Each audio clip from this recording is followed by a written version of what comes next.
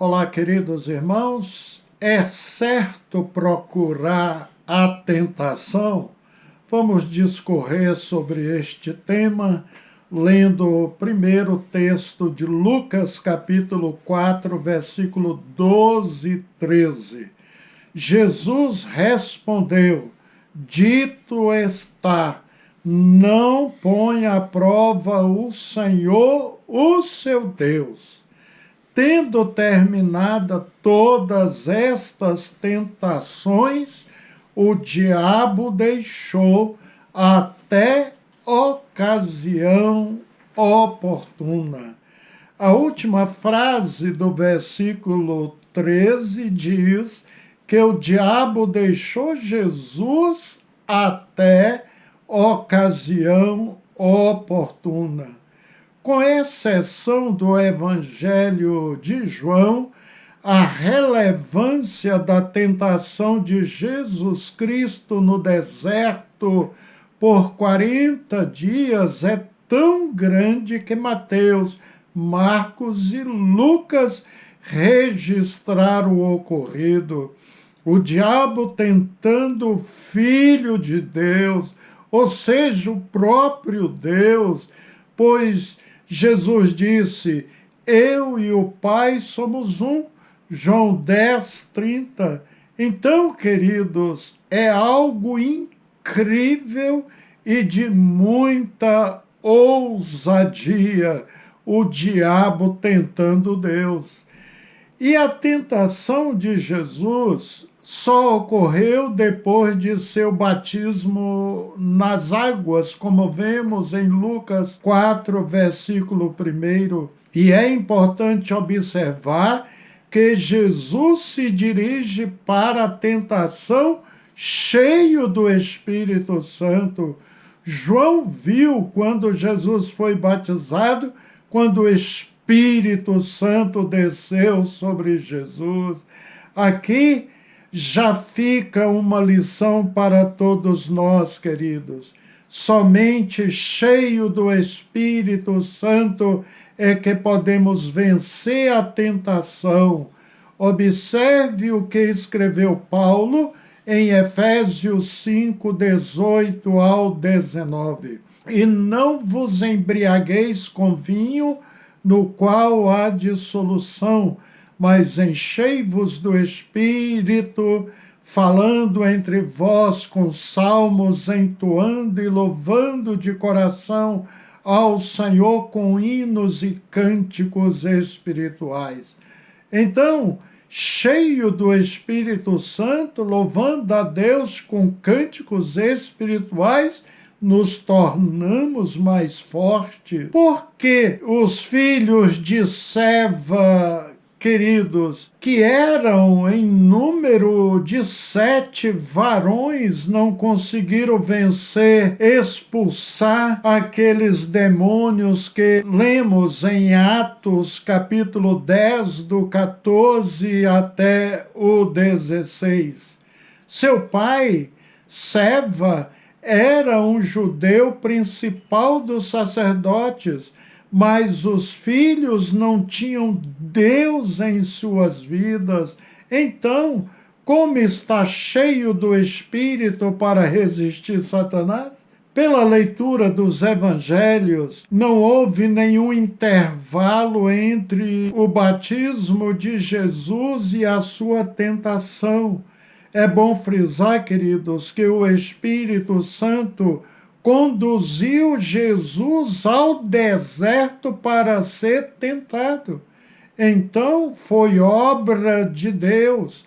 Era necessário Jesus passar por esta grande prova, uma vez que o Salvador do mundo era Ele. Mas quanto a nós, não devemos procurar a tentação, achando que ela seja o propósito de Deus para nós. Observe a orientação de Jesus em Mateus 6,13. E não vos deixeis cair em tentação, mas livra-nos do mal, pois teu é o reino, o poder e a glória para sempre.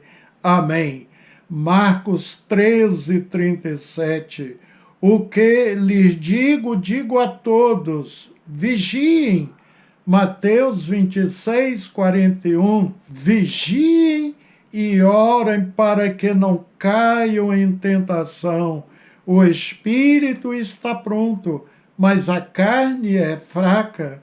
Então, no lugar de eu ficar procurando a tentação, tenho é que orar e dizer: quero é ficar livre, quero ficar bem longe de uma tentação. Já ouvi muitos relatos de crentes que dizem que chutam despachos, macumba nas encruzilhadas, que entram num terreiro para ver se os guias ali descem mesmo com a presença deles, que pegam em cobras venenosas e não lhes fazem dano algum, que tomam um veneno para mostrar que é imune, pois Deus guarda a sua vida. Ou seja, são crentes que procuram a tentação e correm muito perigo com essa brincadeira infantil desnecessária.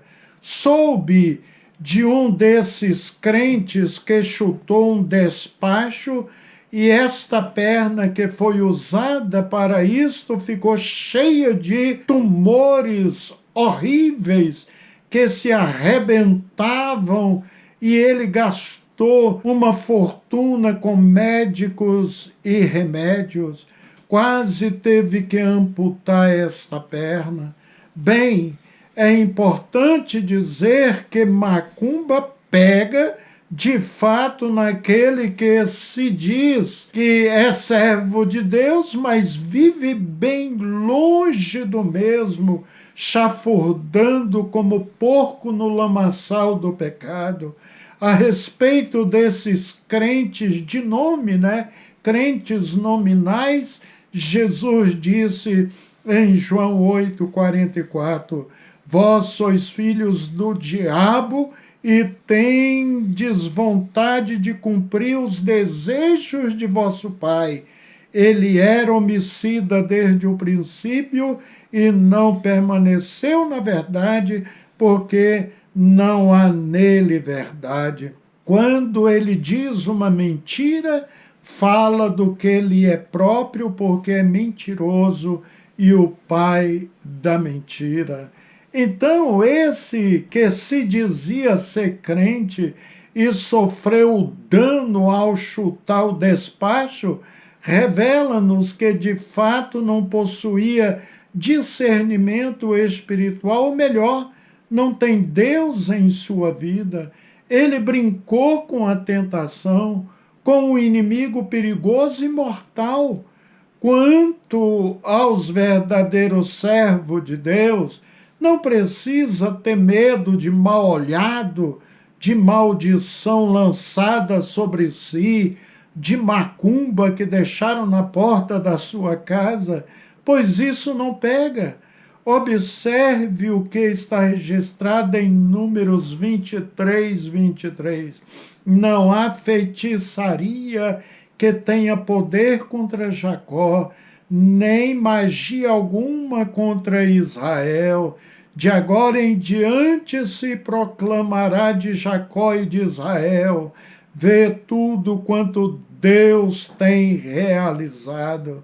Salomão também disse: como ao pássaro o vaguear, como a andorinha o voar, assim a maldição sem causa não virá. E José disse aos seus irmãos: o mal que tinhas intentado de fazer-me, o desígnio de Deus o mudou em bem, a fim de cumprir o que se realiza hoje diante de vossos olhos, salvar a vida de um povo numeroso.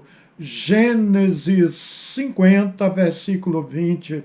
Também o salmista disse: amaldiçoem eles, mas abençoa tu.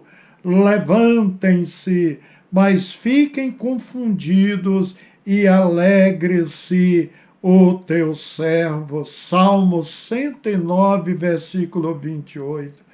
Fica claro, portanto, que aqueles que são de fato do Senhor Jesus Cristo, este os guarda. Aleluias! Vale dizer, meus queridos irmãos, que Jesus foi tentado não numa fazenda ou num campo de pastos verdejantes, com muitas flores e um belo pomar de frutas. Nada disso. Foi no deserto, num lugar desconfortável, inóspito, severo e agressivo.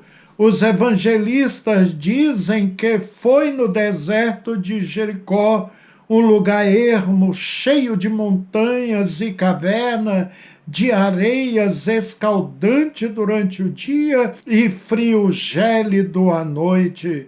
Imagina você absolutamente só num deserto. Realmente seria um lugar de desolação e solidão para você. E outra coisa, Jesus estava cercado de lobos, de hienas, de serpentes, de chacais, panteras e leões. E isso, queridos, por 40 dias consecutivos. E pior, com a presença visível do diabo ali. Ora, a presença do diabo é angustiante, é terrível. Pode ser mera coincidência, mas o número 40 é repetida várias vezes na Bíblia. Por exemplo, 40 dias durou o dilúvio, Gênesis 7:12. O jejum de Moisés no Monte Sinai foi de 40 dias e 40 noites. E ele repetiu isso por 2 vezes. Êxodo 34, 28. A caminhada do profeta Elias até o Monte Horebe durou 40 dias. 1 Reis 19, 8. 40 anos Israel permaneceu no deserto. Números 13, 34. Jesus foi obediente ao Pai, enquanto Israel não conseguiu passar no teste de obediência, conforme lemos lá em Salmo 95, versículo 10.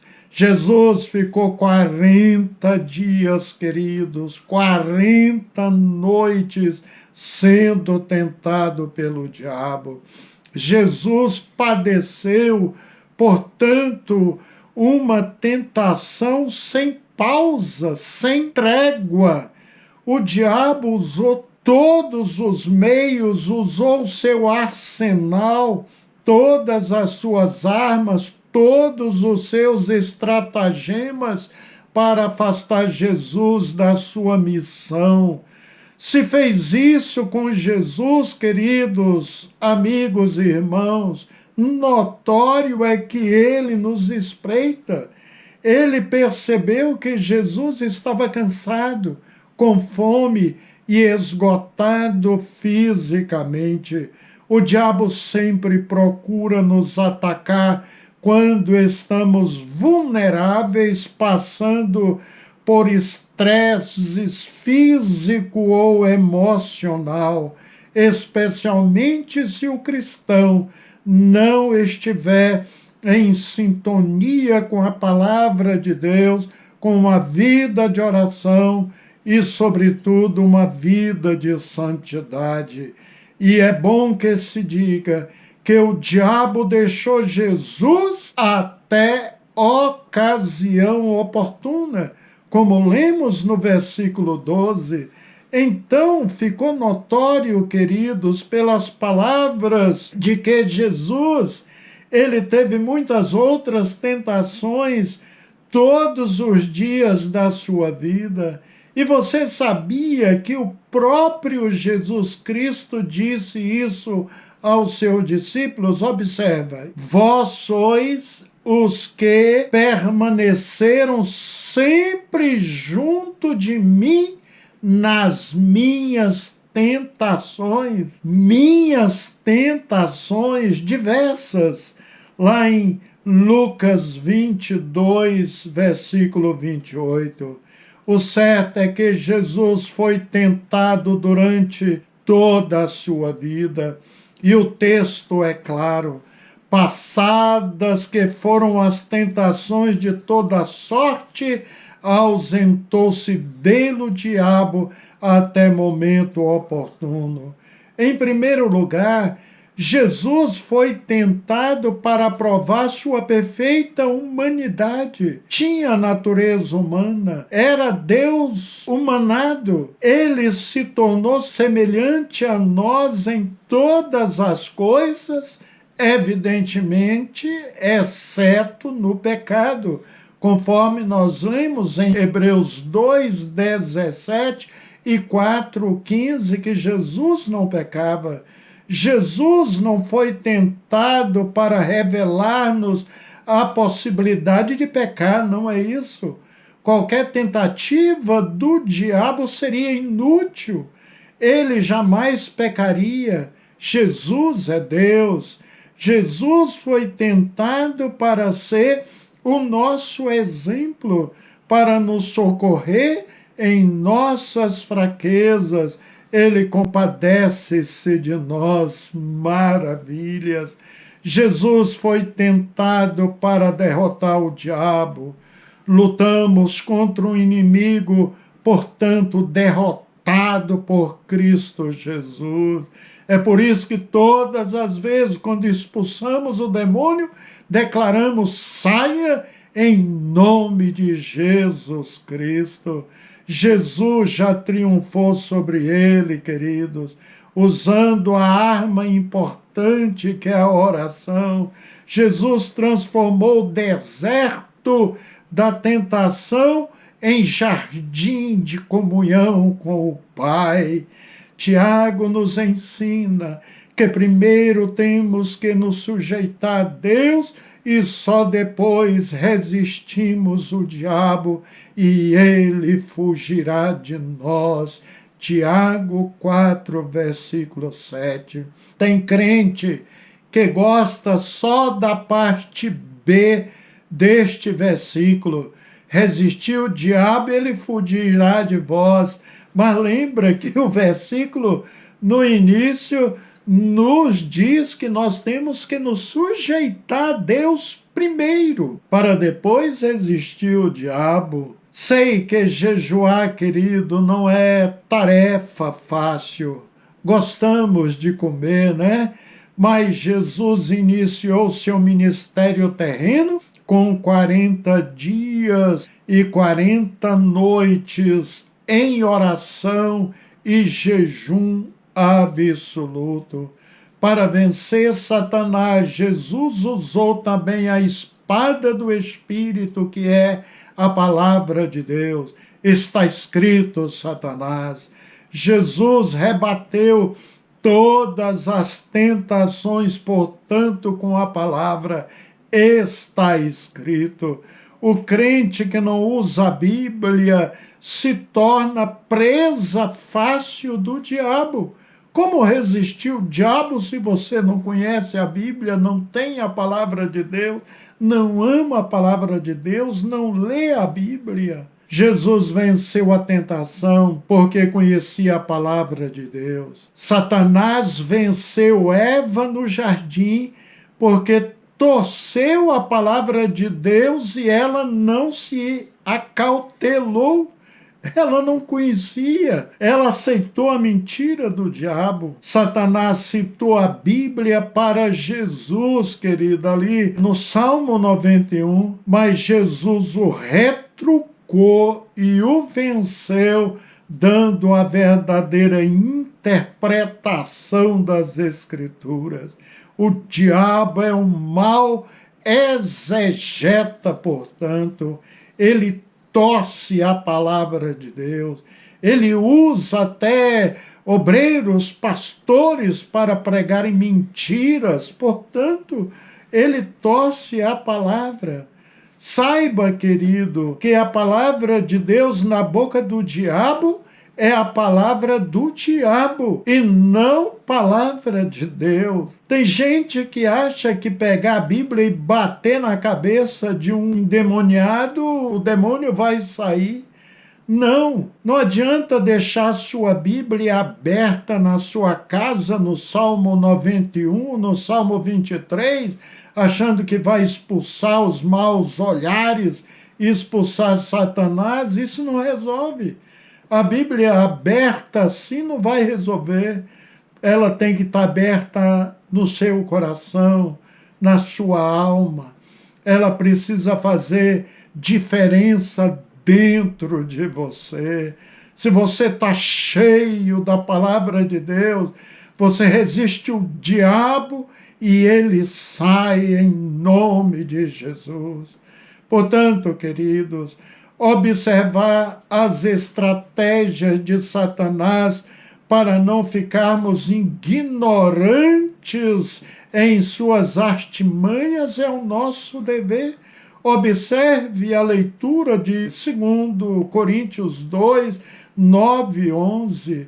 O apóstolo Paulo ele foi muito explícito ao dizer: eu lhes escrevi com o propósito de saber se vocês seriam aprovados, isto é, se seriam obedientes em tudo.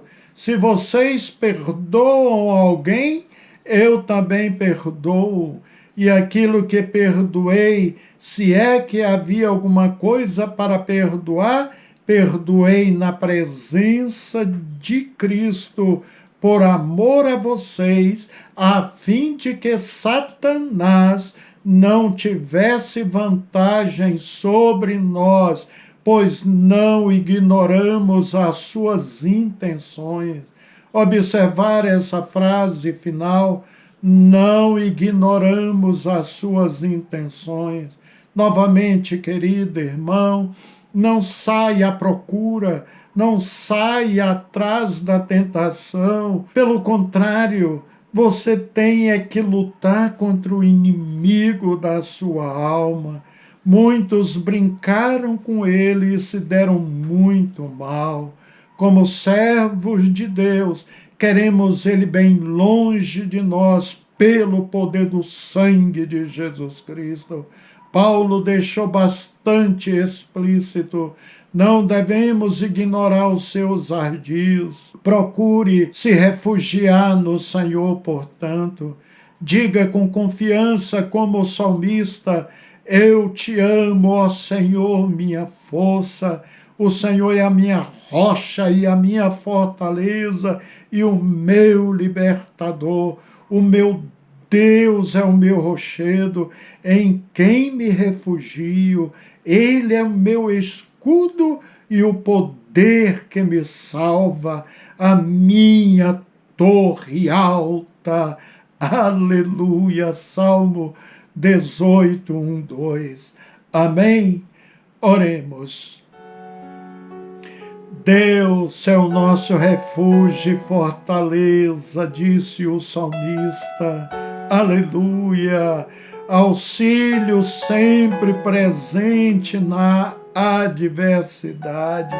E como disse Salomão, aquele que teme ao Senhor possui uma fortaleza segura, refúgio para os seus filhos, maravilhas. Obrigado, Senhor, por tua bendita proteção e cuidado com as nossas vidas, Senhor. Aleluias, é por isso que podemos dizer que aquele que habita no esconderijo do Altíssimo e descansa à sombra do Todo-Poderoso, pode dizer ao Senhor: tu és o meu refúgio, a minha fortaleza, o meu Deus em quem confio.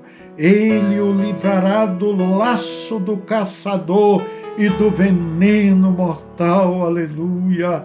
Ele o cobrirá com as suas penas e sob as suas asas você encontrará refúgio. A fidelidade dele será o seu escudo escudo protetor. Que maravilha, Deus! Obrigado por tua presença em nossas vidas. Obrigado por tua presença nos nossos lares. Obrigado pela vitória que temos em Cristo Jesus sobre as hortes do mal.